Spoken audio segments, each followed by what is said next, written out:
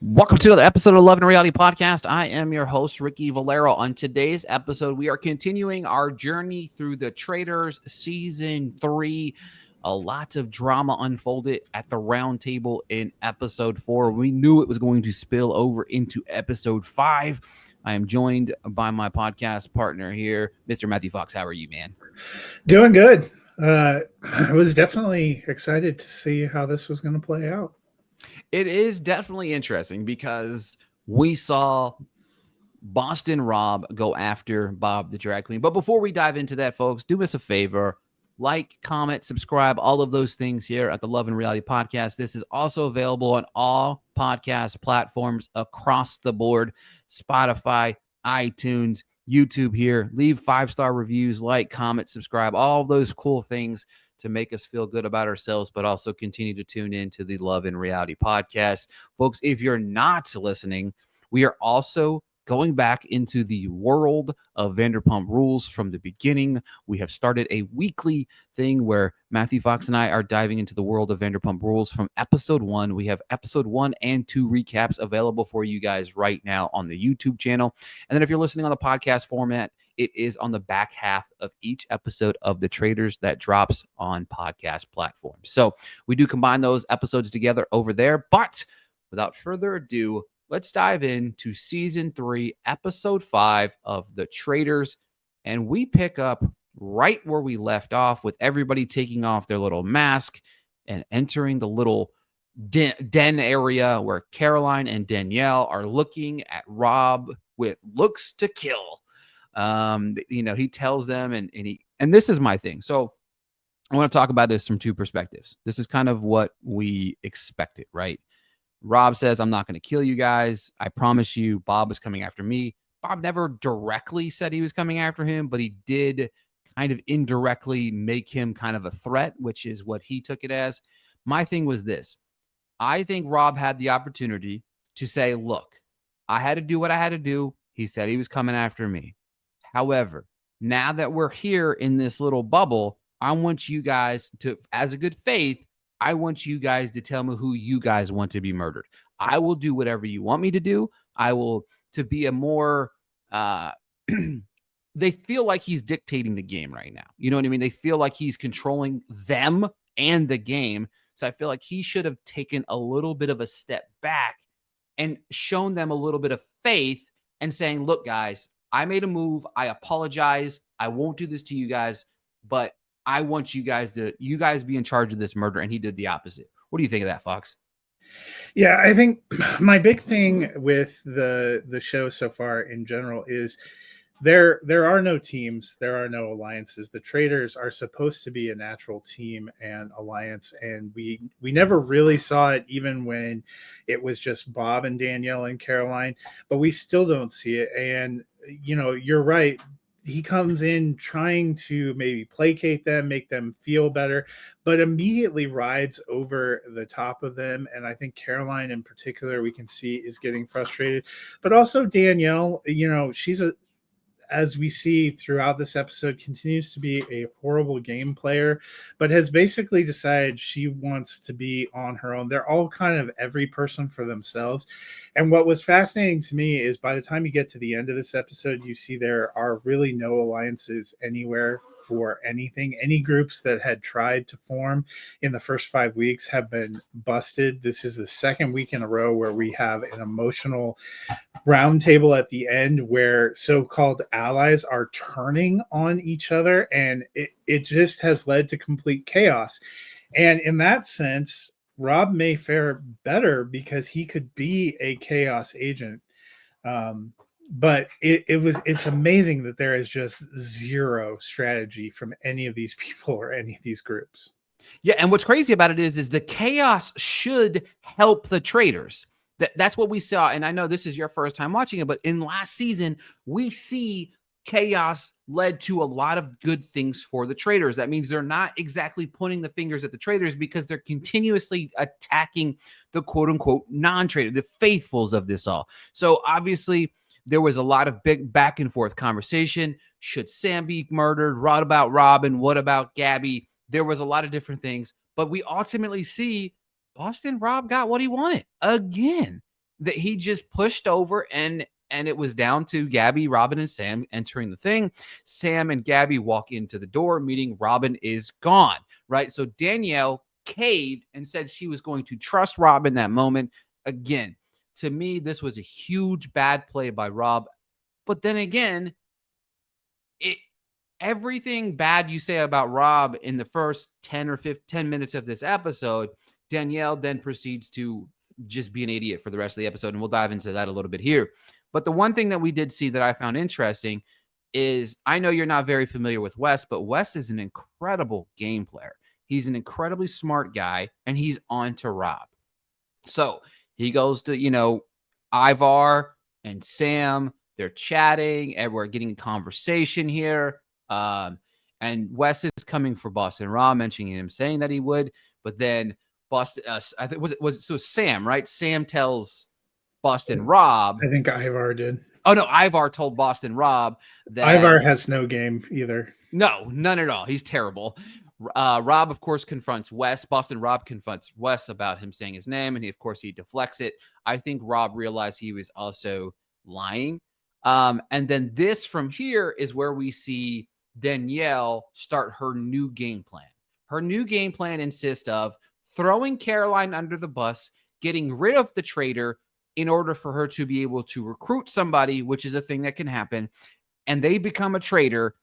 And then they together take down Boston Rob, which then leads to them going on to be victorious in the long run. Sounds great on paper, but again, instead of, it's weird to be like, I'm not going to go after who's going to trust somebody that not only takes down one traitor, recruits you to be a traitor with her, only to take down another traitor.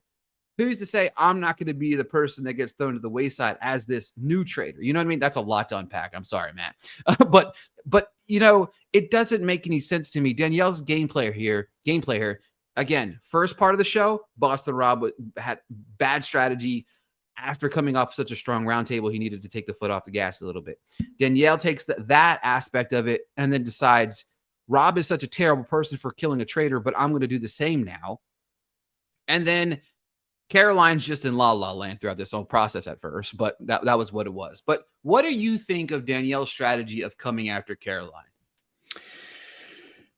It was ill-conceived, and it's really unfortunate too for her that now that got back to Caroline. She picked the wrong person to confide that in, so that's going to make it even worse. But I've mentioned all along, I think Danielle has no game.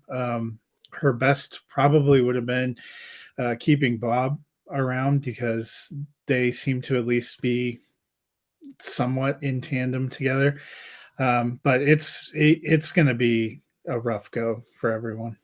Yeah, and the thing about it is her and Bob the Drag Queen had a really good relationship there, but he kind of dictated who was coming and going before he was eliminated too. You know what I mean? Like he wasn't exactly the greatest teammate as a traitor either. Like there's been two very vocal traitors, and she's not one of them. But she also she's not very good at playing the game, which this week's challenge, I mean, what my God, absolute shit show. So this week's competition there was a riddle. They had to finish the riddle. They had to go pick this little urn thing. They dropped the urn. If it got gold dust in it, you got $2,500. If there's no gold dust, you're kicked out of the game, right? But then once you answer it correctly, there's two photos. You could put your photo on the wall. However, only two people were getting shields this week. So let's just say Matt and I went. We both put our face up there, and then Danielle went. She could in turn put her face on the wall. Instead, as people are slowly going, everybody's like, I apologize. I need the shield. I'm going to put my face on this wall. Everybody understood that. Everybody knew what the game plan was. You get a question right, you put your face up there. First, hey, I'm sorry, I've got to take your name down, but I need immunity. You know what I mean? You can't be really mad for somebody to take your photo down if you're replacing it with your own photo because you feel like you need. You can if you're Tom, but you can.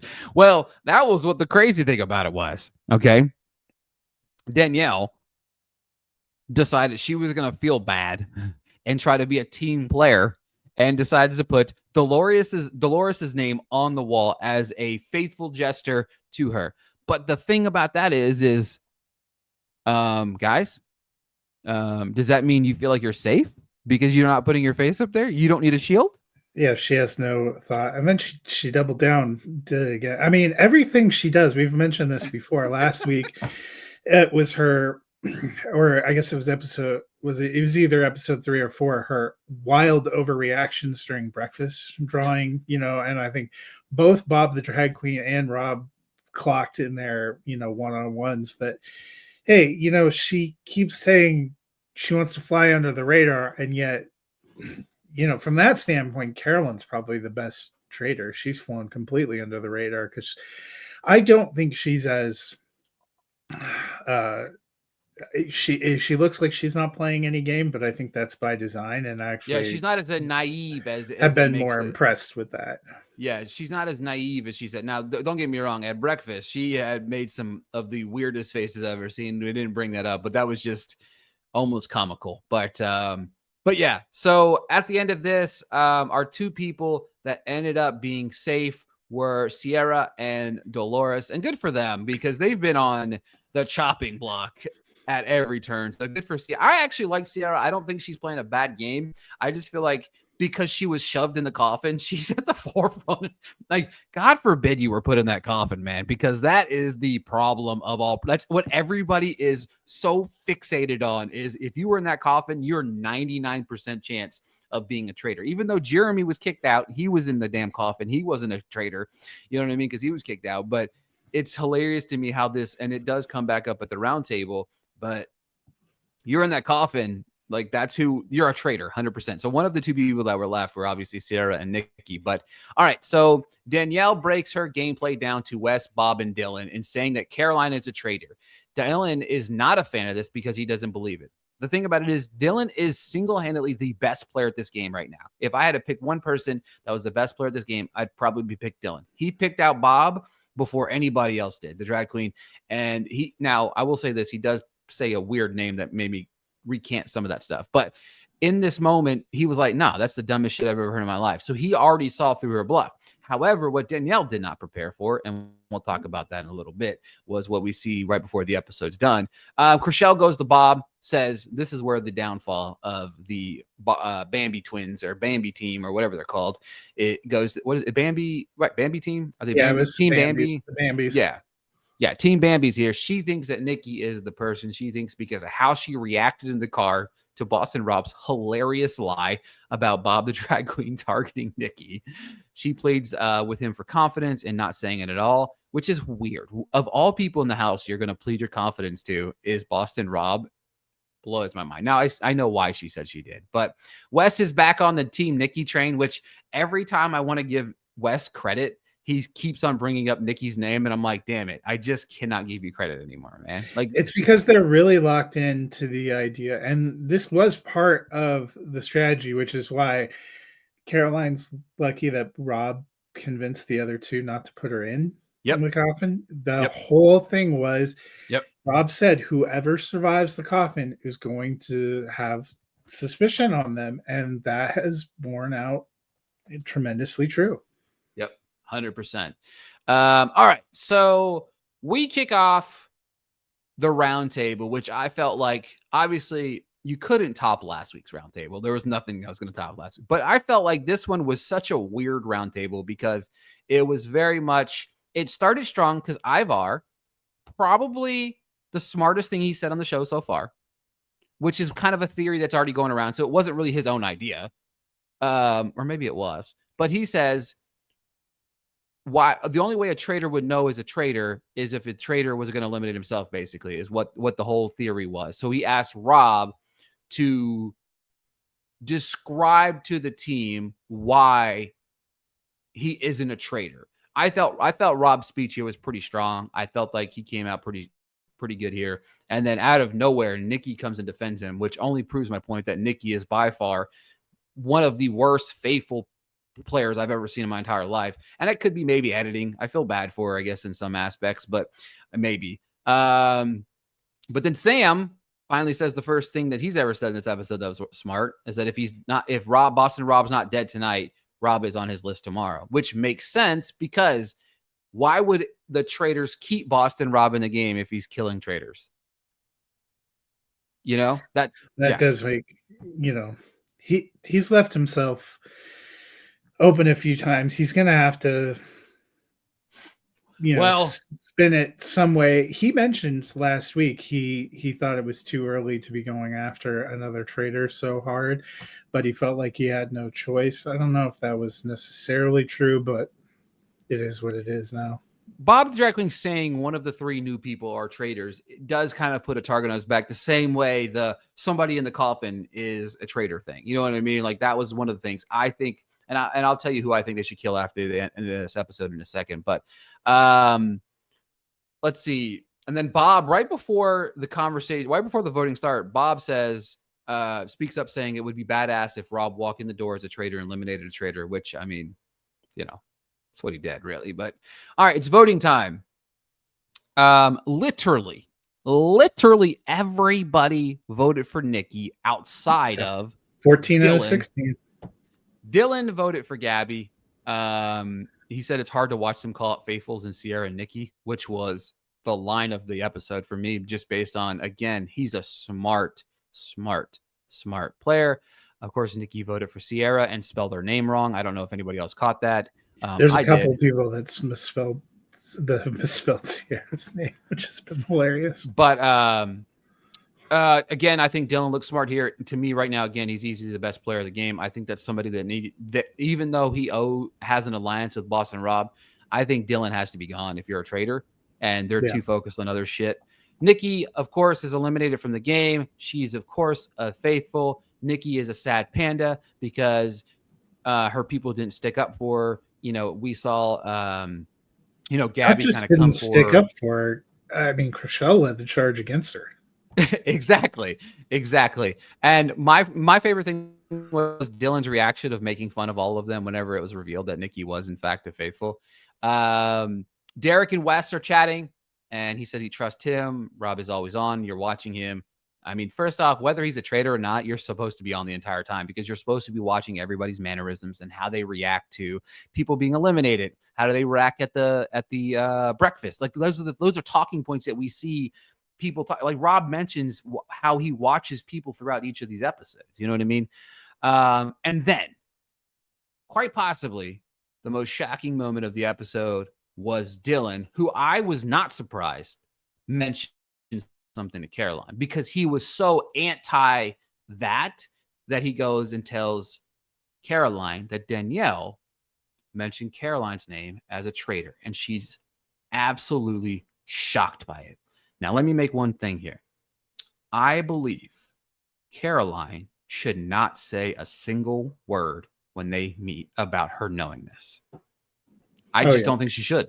She's going to. I don't have it. She doesn't have it in her not to say anything, I don't think. I wonder if she's going to wait and privately approach Rob. That's what I would do. See, that's my thing is I would see, this is where you make this is going to play in Rob's favor, right? This would play. This 100% plays into Rob's game of holy shit. You know what I mean? Because this is what happens. Let's just say hypothetically, Danielle gets eliminated next week, right? This is where they get to recruit another traitor. To me, you have to. If you were Boston Rob, you have to recruit Wes. That's the one person you have to recruit because, again, he knows that he believes in his heart and heart that you are a traitor. But the problem, so that's one thing that I have to do. I think Caroline needs to stay quiet. And then the thing that could backfire in Danielle's face at the round table is something that wasn't brought up at tonight's round table was the fact that she continued to put other people's faces on the wall. And I think that's going to be brought up because as we saw in the clip for next week's episode, which I try not to watch, but I did, you see a big battle between Caroline and Danielle brewing at the round table. Yeah, I haven't been watching the trailer for that. But I accidentally watched it. Yeah. It's going to be interesting. Everyone is in disarray there. There's going to have to be some kind of group forum. I think you make up a good point about them going after Dylan, but I just don't have any confidence that this group of traders can come together and agree on anything smart. Like, I know Rob Exactly. bullied them into his choice this week, and I thought that made no sense. And that left everybody at breakfast like, what was the strategy here? There, Yeah. there wasn't. I don't understand what the strategy for any of that was, and I think that was an error on his part too. Yep. And like you mentioned, could have been a space where it could have made some goodwill with his partners, and just didn't get it done. So we'll see. We'll see where it ends up going. There's just a lot of feels like bad gameplay going on. Yeah. Oh, I agree 100%. Like I forgot Wells is dead here. Oh, sorry. Bye, Wells. I personally feel like this is the man that they need to target. This is who Derek, you got to kill. I think you kill him, yeah, and then at the round table, she goes, right? yeah. And then he's brought into the fold here, and then we got Wes as a traitor. I think that's how it unfolds. It should unfold, but I agree with you. I don't know if any of these people are smart enough to pick up what's going on anymore. Dylan's the only person I feel like he is. I don't know why he mentioned Gabby's name, and I'm wondering if he just mentioned her name just to mention her name, which I'm hoping so, because if he thinks Gabby's a traitor, then he's maybe not as smart as I thought he was. But anything's possible. I mean, the funniest one would be if they murdered Chriselle. Oh my god, it would be hilarious, right? You know what I mean? Mhm. Just absolutely hilarious. That's what you get for murdering your best friend. You know what I mean? All right. That is it for this week's episode of the Love and Reality Podcast, talking about season 3, episode 5 of the Traitors. I'm excited to dive into next week's episode as we slowly dwindle down our faithfuls and traitors. I'm excited for what this blow up between Caroline and Danielle is going to look like potentially, and how Boston Rob plays into all of it, because it might get to skate by once again next week, which is absolutely positively absurd. But thank you, Matthew Fox, for joining me again this week to talk to Traitors, and we will be back next week talking episode 6.